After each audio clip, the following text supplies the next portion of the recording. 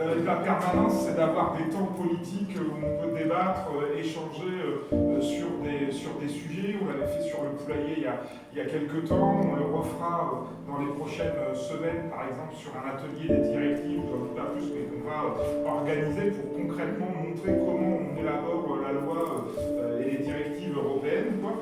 Et il y a un sujet tout particulièrement qui tient à cœur à la France Insoumise et dans lequel moi je suis très investi comme député européen et avant comme syndicaliste et inspecteur du travail, c'est la question des morts au travail.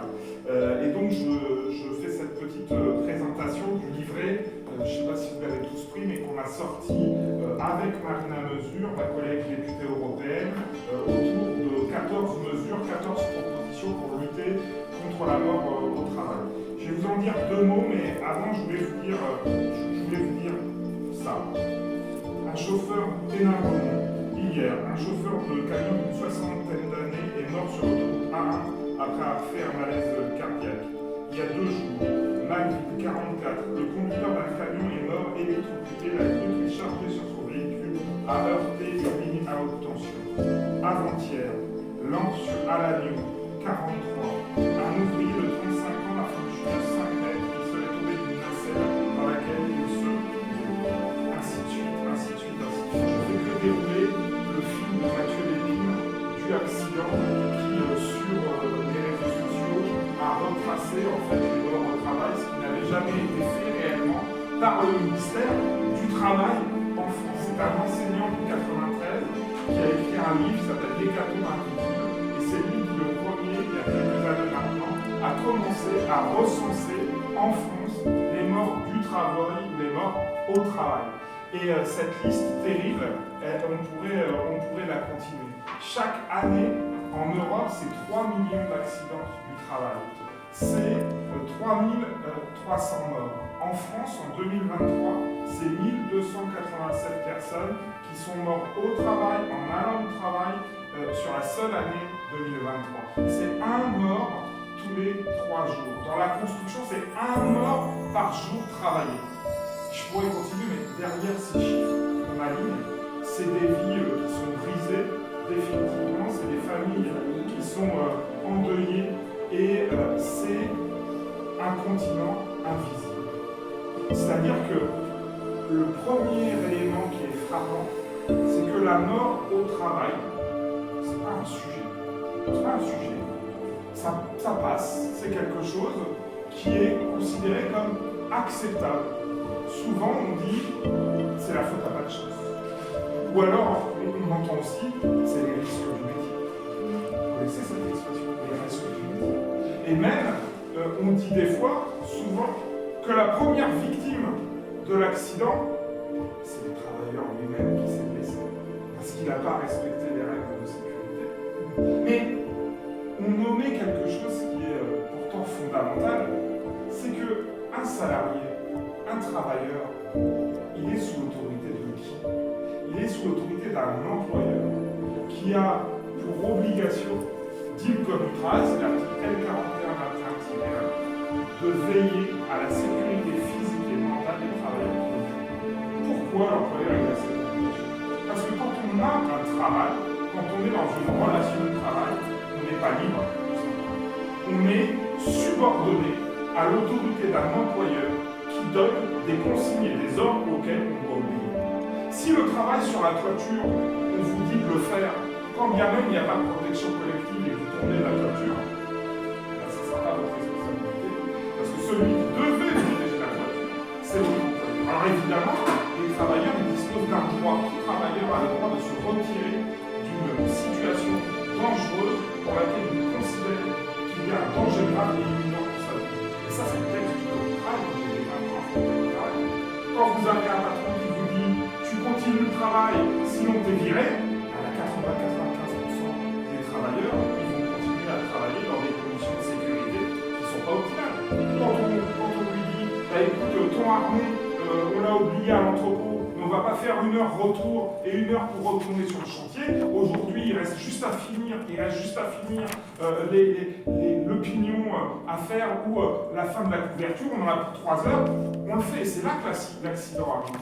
Parce qu'en fait, c'est toujours ça, la question de la précipitation, la question de terminer quelque chose rapidement, la question, etc. Donc des conditions de travail qui sont anormales. Et dans ces situations, c'est bien l'employeur qui est responsable. Pourtant, le droit pénal du travail, c'est un droit qui est massivement violé dans notre pays. 2/3 des procédures des inspecteurs du travail, ce sont eux qui sont chargés de constater les infractions lorsqu'il y a un accident. J'aurais dire 2 mots sur les propositions qu'on fait, mais 2/3 des procès-verbaux, donc des actes qu'ils rédigent et transmettent au procureur de la République pour que des poursuites soient engagées lorsqu'il y a des accidents du travail et que des salariés décèdent ou sont gravement blessés. Les 2/3 de ces procédures sont classées sans suite par le parquet, ça veut dire mis à la poubelle. Et sur le tiers restant, la quasi-totalité des décisions qui sont prises, soit sont des relaxes de l'employeur, soit sont des condamnations à des peines d'amende ou à des peines encore plus rarement de prison et jamais de prison ferme. Il n'y a pas de patrons dans notre pays qui sont condamnés à de la prison ferme alors même qu'on est dans des situations qui sont dramatiques. Quand j'étais inspecteur, j'étais toujours choqué d'arriver à une audience en tribunal correctionnel, à Chalon ou ailleurs, et j'arrivais un peu avant, et souvent je voyais passer l'audience précédente pour des délits routiers, pour des vols de bicyclettes, d'autres larcins, avec des condamnations à 15 000, 20 000 euros d'amende, voire de la prison ferme. Et puis arriver des dossiers de droit du travail, les condamnations, c'était une peine de 2 000 euros d'amende, 3 000 euros d'amende, parfois même des amendes avec sursis, pour des choses autrement plus graves. J'ai mémoire de cet jeune apprenti qui avait mis la main dans une machine, qui avait eu sa main arrachée, et pour lequel l'employeur avait été condamné à 2 000 euros d'amende. 2 000 euros d'amende, parce qu'elle n'avait pas à mettre sa main dans la machine. Personne ne s'est posé la question de savoir comment elle avait pu mettre sa main dans la machine. Parce que la question en droit du travail, c'est celle-là, c'est de ne pas pouvoir accéder aux parties travailleurs de l'équipement du travail. Mais à chaque fois, on renvoie à la responsabilité individuelle du salarié comme s'il était en situation de décider des conditions de travail qui allaient être les siennes. C'est faux. Et c'est pareil dans l'organisation du travail, dans les services publics, dans les choix d'organisation, dans les managements qui sont toxiques, qui peuvent amener des travailleurs à des burn-out, qui peuvent amener des travailleurs à des suicides, parce qu'en fait, on a des organisations pathogènes du travail. L'arrêt France Télécom, qui est tout récent, la jurisprudence France Télécom, qui est toute récente, je ne sais pas si vous vous souvenez, il y a un documentaire à regarder qui est formidable, ça s'appelle Par la porte ou la fenêtre, qui en fait un documentaire qui raconte la politique France Télécom. France Télécom, pendant 10-15 ans, va mener une politique en disant qu'il faut dégraisser absolument les fonctionnaires de France Télécom et les agents qui exercent un service public. Et donc, vous me les sortirez par la porte ou la fenêtre. Et donc, on les a traînés dans la boue et il y a eu des dizaines et des dizaines de suicides d'agents de France Télécom. Et pour la première fois en France, on a reconnu, c'est tout récent, que le management pouvait être organisationnellement harcelant, que le harcèlement managérial, ça existait, que ça pouvait amener à des décès. Et c'est Didier Lombard, ancien PDG de France Télécom, qui a été définitivement condamné pour ça. Pareil, donc tout ça pour vous dire que la situation en fait des morts au travail, elle est dramatique et que nous, moi je travaillais avant dessus comme syndicaliste, évidemment, et comme inspecteur du travail, parce que c'est quelque chose qui m'a profondément marqué quand vous êtes inspecteur du travail et que vous voyez des morts au travail. Un accident de travail, c'est vraiment extrêmement violent dans la façon dont ça arrive, et surtout vous êtes face à des patrons qui sont extrêmement indignes face à ces situations. Récemment, on avait une pompière qui s'est suicidée. Je ne sais pas la vie dans un arbre, elle s'est pendue. Eh bien, vous savez ce que l'employeur a fait pour tenter de s'exonérer de sa responsabilité? Il est allé au cadastre de la ville pour démontrer que l'arbre auquel s'était pendue la pompière était 2 mètres en dehors de l'emprise de la caserne de pompiers. Et que donc l'accident ne s'était pas déroulé sur le lieu de travail et que donc il considérait que ce n'était pas un accident du travail. Donc vous voyez la logique patronale jusqu'où elle peut aller dans l'atteinte au corps et l'atteinte aux gens. Parce qu'on sait que le travail, en fait, il abîme, il use, il détruit, il brise. On sait que n'importe quel travail, après 20 ans, 25 ans, 30 ans à faire la même chose, on peut avoir le corps complètement abîmé, détruit, on peut avoir l'esprit totalement détruit par son travail. Quand vous prenez des agents de supermarché qui toute la journée vont mettre en hauteur, répéter 1000 fois, 100 000 fois le même geste de porter et de poser des charges, vous avez évidemment une destruction du corps physique. Mais face à ça, vous avez une réponse politique, et j'en viens à l'objet de notre combat, vous avez une réponse politique qui est de plus en plus idéologique, C'est Emmanuel Macron en 2019 qui explique qu'il n'aime pas le terme de pénibilité, c'est ce qu'il dit, parce que ce serait laisser croire que le travail est pénible. Et moi, il y a une chaise si tu veux, sur ça te pénible. Installe-toi, mon camarade, parce que prends un tabouret. Et d'ici là, pareil, il y a une chaise de l'autre côté. Ok, d'accord. Non, je ne peux pas parler des conditions de travail, enfin, peut-être, mais que vous ne soyez pas bien installés pendant qu'on discute. Et donc, cette idée de Macron, vous savez, ça a été la même. Moi, je me souviens d'Aurore Berger, vous voyez qui c'est, Aurore Berger, qui dit mourir au travail sérieusement, on en est là encore aujourd'hui de la vision du monde du travail. C'est-à-dire de considérer que ça n'existe pas.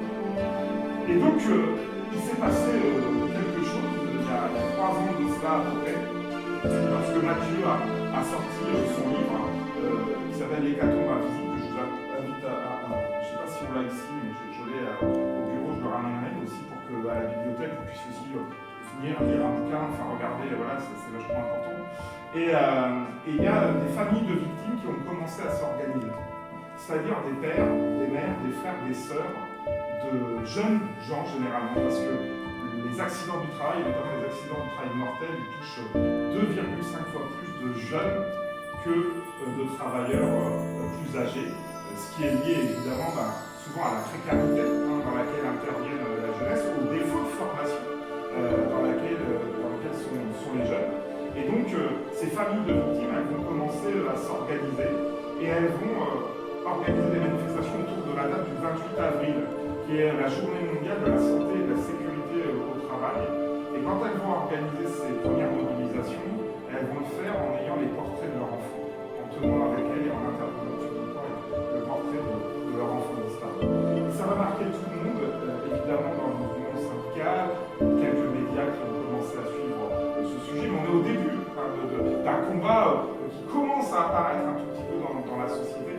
Et Marina Mesure, qui était déjà députée européenne avec laquelle j'ai travaillé sur ce livret Stop la mort au travail, a organisé en 2022 à Bruxelles une première initiative à laquelle elle m'avait invité, à laquelle j'avais participé, qui a réuni justement cette association avec quelques personnes. Et puis on a continué l'année suivante, et cette année, en 2024, en novembre 2024, on a organisé une conférence internationale avec plusieurs pays, grâce à un groupe politique, la gauche, au Parlement européen, aux élèves, dans lequel on est présent, des élus de la France insoumise, et on a réuni des dizaines de familles de victimes, d'inspectrices, d'inspecteurs du travail, d'organisations syndicales d'Europe, pour échanger, continuer ces échanges, et arriver à se demander comment on va pouvoir inverser, changer la réglementation des directives européennes en la matière. Et c'est ce travail-là qu'on a repris dans cette petite feuille de route qui est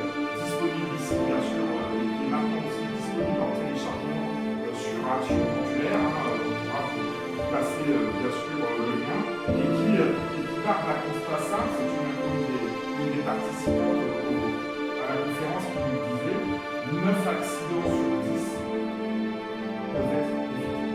Plus de 9 accidents sur 10 peuvent être évités. C'est des questions d'organisation, de conditions de travail, de respect des temps de travail. C'est ça en fait. L'accident du travail n'a rien d'inévitable. L'accident mortel du travail n'a rien d'inévitable. Mais par contre, il n'est pas du tout considéré. Donc on a divisé cette feuille de route, on l'a appelée feuille de route en 3 trois parties, en quatre parties, pardon. D'abord, on s'est rendu compte d'une chose, c'est qu'aucun pays ne compte les morts. Alors, c'est assez terrible ce que je veux dire, et derrière chaque mort, chaque chiffre, il y a des vies brisées, hein, je le redis.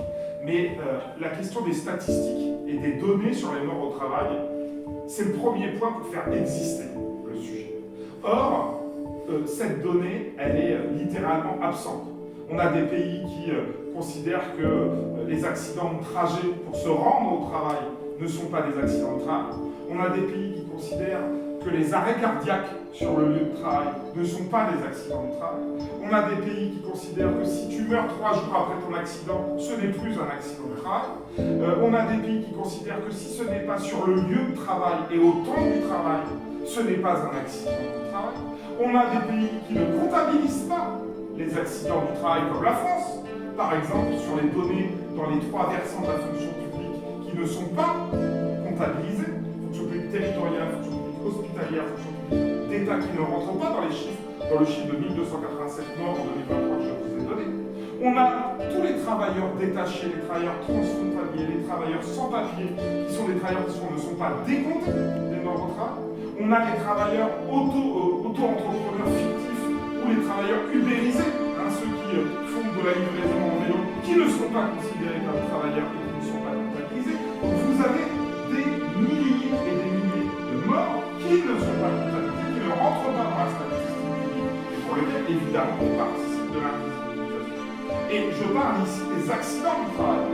Mais si on rajoutait les maladies professionnelles auxquelles sont exposés des centaines de milliers de travailleurs, notamment les travailleurs de l'amiante, hein, qui continuent d'être exposés puisqu'on a utilisé les matériaux amiantés dans la construction jusqu'à son interdiction en France seulement en 1997, alors qu'on sait depuis que M. Auribeau, inspecteur du travail, à Condé-sur-Loire en 1905, a établi la surmortalité des ouvriers qui étaient dans les usines d'amiante et qu'il a établi en 1905, il a fallu attendre 1997 pour qu'on l'interdise, et certains pays continuent de faire des cols amiantés et d'exporter ces cols amiantés par ailleurs. On peut les retrouver y compris dans certains Donc je ne parle pas des maladies professionnelles qui sont évidemment elles aussi un continent, parce que déjà parler du risque immédiat de l'accident mortel c'est compliqué, mais parler des risques différés, c'est-à-dire parler des conséquences d'une exposition 10 ans, 20 ans, 30 ans après l'exposition et des morts qu'elle produit, c'est du domaine de l'impensé. Mais on en parle nous parce que justement on pense qu'il faut intégrer l'ensemble de ces données. Donc on propose de réviser, c'est une de nos propositions, les statistiques publiques, et pour ça on s'est adressé aux 3-4 autorités européennes en la matière. L'autorité européenne du travail, l'AET, qu'on va rencontrer, l'Agence européenne sur la santé et les conditions de travail, OSHA, que je rencontre à la fin du mois d'avril avec Marina Mesure, et on va y aller avec notre guide, c'est-à-dire qu'on continue le travail très concrètement, et Eurostat, qui est l'organe européen chargé de la statistique. C'est lui qui a établi par exemple que la France fait partie des 3 premiers pays européens où on meurt le plus au travail, et qui a établi que la France fait partie des 3 derniers pays européens où se sent le mieux au travail. Pareil, eux, leurs statistiques, on va aller les voir. Parce qu'il y a une chose que vous devez comprendre, c'est qu'en fait, on ne va rien lâcher. L'engagement qu'on a pris pendant la campagne des européennes, c'était de se battre sur la question zéro mort au travail. Donc on va aller partout où on peut aller. Alors évidemment, on n'est pas non plus des gros rêveurs, hein. On sait que le sujet, on est pionnier dans ce sujet-là. Mais on sait que on a fait une réunion publique à Strasbourg cette semaine, je fais une réunion publique à Bruxelles la semaine prochaine, on est là ce soir, partout où on sera avec le livret, avec la feuille de route, avec ce combat-là, ce sera important et ça fera progresser cette bataille. Moi j'ai vu Jean-Luc Mélenchon tout à l'heure et je lui ai remis, il était fier du travail qui était en route sur ce sujet-là, parce que c'est un travail que les insoumis et les insoumises portent et qui a été porté pendant la campagne. Donc la question des statistiques, la question de comment on compte, évidemment c'est le premier acte de cette réunion. Le deuxième, c'est tout le champ de la prévention des risques professionnels. Il faut imaginer qu'en 2021, la Commission européenne a pris un texte qu'elle a appelé Zéro mort à l'horizon 2030. C'était l'objectif zéro mort d'ici d'ici à 2030, plus d'accidents mortels et graves au sein de l'Union européenne. Je vous ai donné les chiffres, plus de 3300 morts par an dans l'Union européenne, 9 morts par jour dans l'Union européenne. C'est un échec, on est en 2025, il n'y a absolument rien qui a été fait sur ce sujet-là. Et nous, on part de ce texte-là en disant, eh bien, en fait, vous avez failli à un objectif qui était un objectif notamment de prévention des risques professionnels. Et quand on parle de risques professionnels, on parle de tout. Alors évidemment, je ne vais pas tout reprendre, mais nous, on pense que comment on peut aujourd'hui dans notre pays envoyer des jeunes de 3e ou de seconde aller, ni leurs professeurs, ni ces jeunes-là n'aient été sensibilisés à la question des conditions de travail, à la question du droit du travail, à la question des règles et du respect du droit du travail. On pense qu'il faut reprendre tout du sol au plafond sur la prévention des risques. Vous savez, il y a un document dans les entreprises qui est obligatoire, c'est le document unique d'évaluation des risques. Quand j'étais inspecteur du travail, il n'y avait pas un jour où j'allais pas dans une entreprise demander le document unique et on me dit le quoi. C'est une obligation qui a évalué les risques, c'est une obligation qui a plus de 30 ans dans le pays et qui est fraudée massivement. Alors que comprendre les risques auxquels on est exposé, c'est la condition sine qua non pour pouvoir lutter contre ces risques. Il fait peut-être un peu nuit, non? On n'est pas un peu dans le noir là. Ah ouais. Et donc, ça c'est un exemple. On pense aussi qu'en France, on peut créer son entreprise comme ça. Il suffit de déposer, d'avoir son SIRET, d'avoir quelques notions de comptabilité, etc. Par contre, être formé aux règles du droit du travail pour un employeur, ça ne fait pas partie des obligations. L'employeur a l'obligation de respecter le code du travail et la réglementation du travail, mais il ne la connaît pas. Il faut être formé à ça. Donc on propose que les employeurs, tout comme les salariés, soient obligatoirement formés à la réglementation du travail, pour pouvoir effectivement appliquer et mettre en œuvre cette réglementation du travail. On propose aussi, mais je passe, mais cette année, enfin dans les prochaines années, là, on va avoir une directive qui est une des seules directives sociales du mandat, qui va être la directive sur les risques psychosociaux en entreprise. C'est des risques, vous savez, qui ont explosé, ce qu'on appelle le burn-out, le bore-out, des situations et des managements pathogènes dont je parlais avec France Télécom.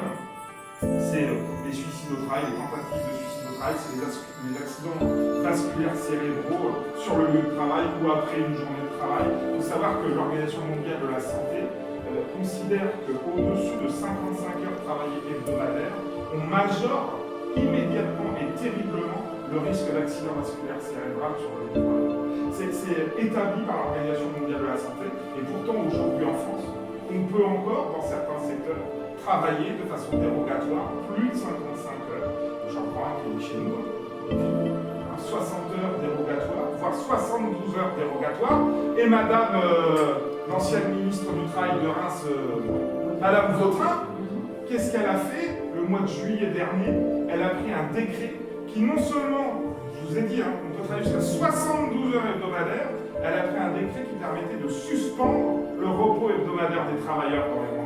C'est-à-dire de travailler 2 séquences de 72 heures à coller, de travailler 144 heures continues, alors qu'on sait que c'est le travail qui est parmi les plus pénibles. Alors qu'on a connu dans le département les vendanges de la Honte en 2023, où 4 travailleurs sont morts la même semaine, dans le même périmètre géographique, pour la même tâche, alors qu'il faisait 38 degrés, avec une humidité qui était terrible.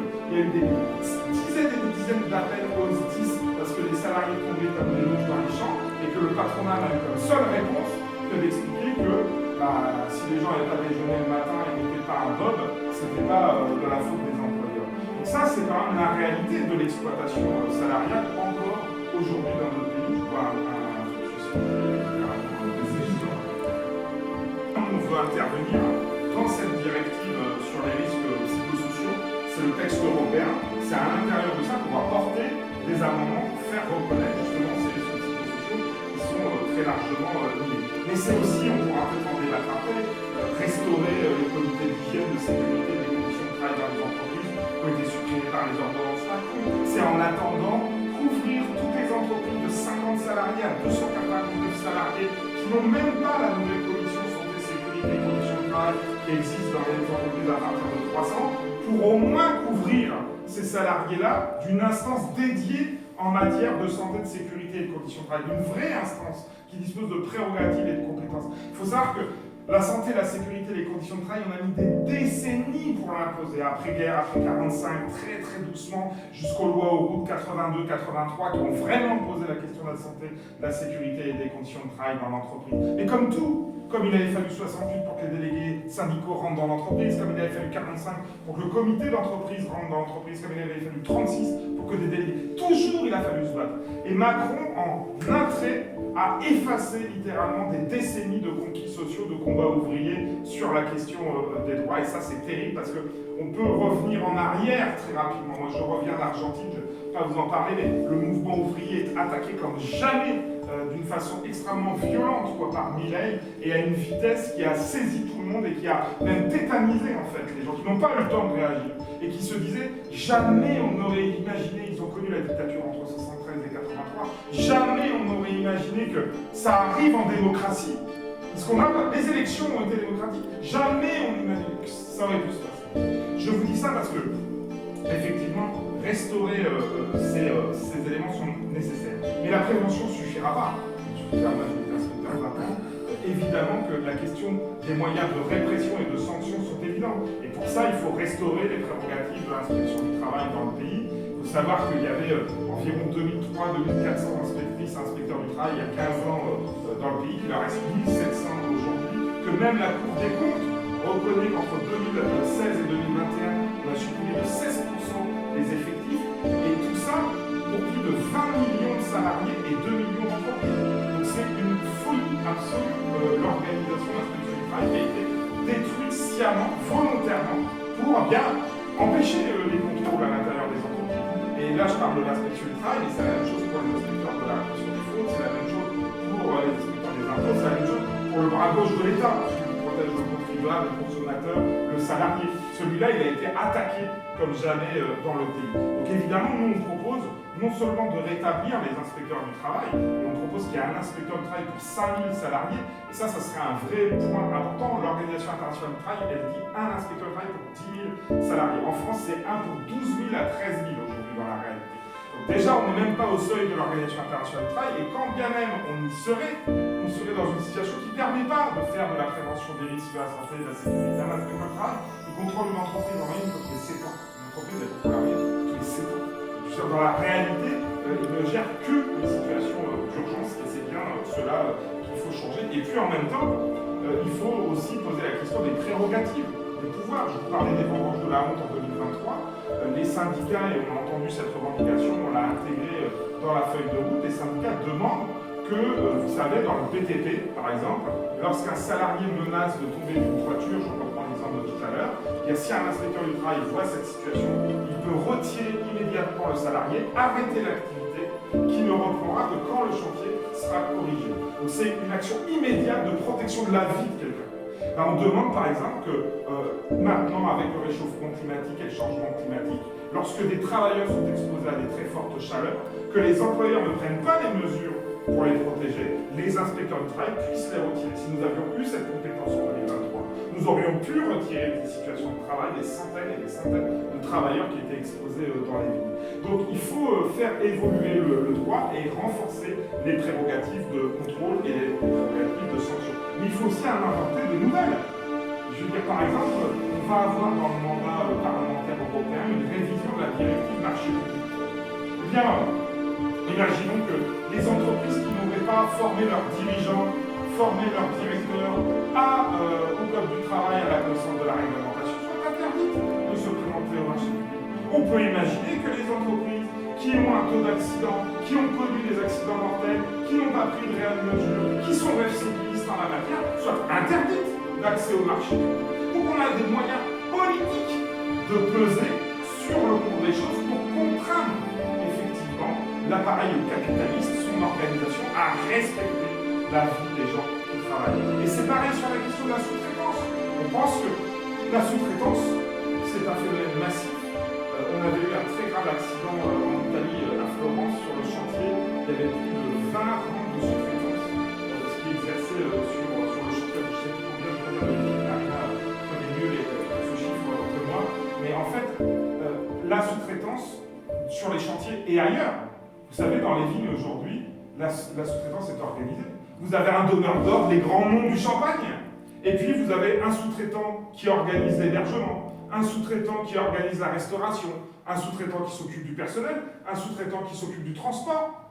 Tout est organisé, tout délite la responsabilité. Parce que il y a une donnée qui est fondamentale et qu'on voudrait changer, c'est que celui qui est responsable de l'accident, c'est celui avec lequel vous avez passé un contrat de travail. Donc si vous êtes sous-traitant de rang 5 et que vous occupez un salarié qui va être victime d'un accident mortel, c'est vous, entreprise sous-traitante de rang 5, qui êtes responsable de l'accident du travail. C'est pas Bouygues, c'est pas Eiffage, c'est pas les gros donneurs d'ordre. Or, il faudrait pouvoir, limiter la chaîne de sous-traitance, c'est-à-dire limiter, les syndicats discutent du bon mot d'ordre, mais on dit qu'il y a deux types de sous-traitance, la sous-traitance de technicité, c'est-à-dire je ne sais pas faire quelque chose, et la sous-traitance de capacité, c'est-à-dire je n'ai pas le nombre de personnel nécessaire pour faire le chantier que je dois faire, et il faudrait réduire ces lignes de sous-traitance pour éviter le délitement de la responsabilité. Parce que sinon, évidemment, l'entreprise principale, elle ne se sent pas du tout responsable de ce qui s'est passé. C'est l'histoire, Élise Lucet avait fait un très bon documentaire dessus à Orange, où on mettait des pylônes, et où les pylônes qui étaient mis étaient en métal, et où plusieurs salariés étaient morts électrocutés au pylône parce qu'il avait été placé au-dessus d'une ligne à haute tension, et quand ils l'ont monté, il y a eu un arc, et évidemment, ils sont morts. Et là, toute la chaîne de sous-traitants, de ce sous-traitant de rang 7, 8, etc., eh bien, se renvoie à la responsabilité, et Orange dit, mais nous si on avait su, mais nous, on a demandé à notre sous-traitant de respecter un cahier des charges, mais sans se poser la question s'il a les moyens de respecter ce cahier des charges. Comment on contrôle ce cahier des charges, quoi. Donc vous voyez, il y a une grande hypocrisie, et la question de la sous-traitance, elle est extrêmement importante, de même que la question du travail détaché. On devrait interdire le travail détaché, c'est-à-dire faire venir des travailleurs sous statut particulier d'autres pays de l'Union européenne, pour n'avoir qu'un seul statut. Si un travailleur d'un autre pays de l'Union européenne vient travailler en France, il est soumis au Code du travail français, à l'ensemble du Code du travail français, pour qu'il bénéficie des mêmes droits et des mêmes protections. Là aussi, un nombre conséquent d'accidents du travail ne sont pas décomptés du fait de des caractères transfrontaliers des travailleurs, et ça aussi, ça nous interpelle. Donc vous voyez, on porte là-dessus toute une série de propositions qui permettraient, on le pense, d'avancer, et puis il y en a qui sont essentielles parce qu'elles sont venues des familles de victimes, notamment d'imposer la notion de crime d'employicide. Aujourd'hui, dans le Code du travail, il n'y a qu'un article. Quand un inspecteur du travail fait un contrôle et une enquête à la suite d'un accident du travail mortel, souvent il relève ces infractions dont je vous parlais sur la base de l'article L4741-1 du Code du travail qui dit puni d'une amende de 10 000 euros. Voilà. Et puis quiconque aura, etc. 10 000 euros. Il n'y a pas de crime dans le Code du travail. Et les familles des victimes, elles ont réfléchi sur la base de ce qui s'est passé sur les délits routiers, sur l'homicide routier notamment, et les évolutions qui ont eu lieu en la matière, pour dire qu'il fallait de la même façon dire les mots, poser les mots, dire que oui, c'était criminel quand on est dans des entreprises qui volontairement, de façon répétée, ne respectent pas les règles de sécurité, sont rappelés à l'ordre, ne respectent pas les règles de sécurité, ont des accidents, ne respectent pas les règles de sécurité. Oui, on est face à des crimes, et on le nomme, on lui donne un nom, on l'appelle le crime d'employicide, et on a repris cette proposition qui nous paraît extrêmement importante. De même qu'on s'est rendu compte avec les familles de victimes qu'il n'y avait pas de statut des victimes. La plupart du temps, vous savez, dans une procédure, il faut se porter partie civile pour pouvoir avoir accès au décès. Vous avez des familles, très récemment, une famille qui nous disait qu'elle a appris la mort de son frère par Facebook. C'est une info qui est passée comme ça. Elle n'avait pas été informée ni prévue, c'est terrible. Donc les familles sont laissées littéralement seules dans ces situations-là, avec un temps de la justice qui n'est pas celui des comparutions immédiates, qui est celui, au contraire, des avocats de la défense qui vont de façon dilatoire tenter de repousser les procédures au maximum, d'avoir des condamnations, des fois 7 ans, 8 ans après les faits, 10 ans après les faits dans France Télécom, 10 ans après les faits. Et pendant ce temps-là, les familles, rien. Elles n'ont absolument aucun accompagnement psychologique, financier, etc., etc. Voire même, moi j'ai accompagné, il y a quelque temps, j'étais devant le pôle social, c'est lui du tribunal judiciaire de Reims, c'est lui qui décide de l'indemnisation. C'est 10 ans après la mort de son compagnon. Et cette femme, elle est allée devant le pôle social du tribunal judiciaire de Reims pour la question de l'indemnisation 10 ans après. Vous savez ce qu'a plaidé l'avocat de la défense, l'avocat de l'employeur? Il a expliqué que, certes, elle devait avoir de la peine, mais qu'en 10 ans, c'était plus la même peine. Elle valait plus la même chose, en fait. Elle avait réparé sa peine, peut-être sa vie, et que donc, on ne pouvait pas parler de la même façon de l'indemnisation. Vous voyez, c'est terrible. Et c'est la réalité. C'est la réalité du salariat en 2025 dans notre pays. C'est pas quelque chose qu'on rêve, c'est pas quelque chose qu'on mythifie. C'est la réalité et c'est littéralement inacceptable. Donc on doit changer ça, de même que par exemple on propose un statut d'orphelin du travail pour, vous savez, les victimes. Moi j'ai toujours été choqué, je vous raconte un truc perso, mais j'ai toujours été choqué quand j'étais inspecteur du travail de voir des lieux où j'avais fait des enquêtes sur des chantiers par exemple où il y avait eu des morts et de repasser à Chalon devant ces lieux-là aujourd'hui qui sont autre chose et sur lesquels il n'y a pas une plaque, il n'y a pas un mot, il n'y a pas un souvenir. C'est que ces morts du travail, ils ont disparu, ils sont rien, absolument rien. Il n'y a pas une plaque quelque part qui les commémore, qui dit ici dans cet immeuble est mort au travail, au salarié, etc., etc. Vous voyez, il n'y a absolument rien. Donc c'est ça qu'on veut changer. Nous on le fait avec gravité bien sûr parce que le sujet est grave, mais on le fait avec une conviction qui est, enfin j'espère que je vous la partage, mais qui est vraiment totale parce qu'on sait que c'est un combat qui sera long. Mais ce qu'on veut, c'est véritablement que plus jamais on considère que les accidents du travail graves ou mortels sont des risques acceptables. Non, ce sont des risques inacceptables et ce sont des risques évitables. Merci, Pierre Larabe.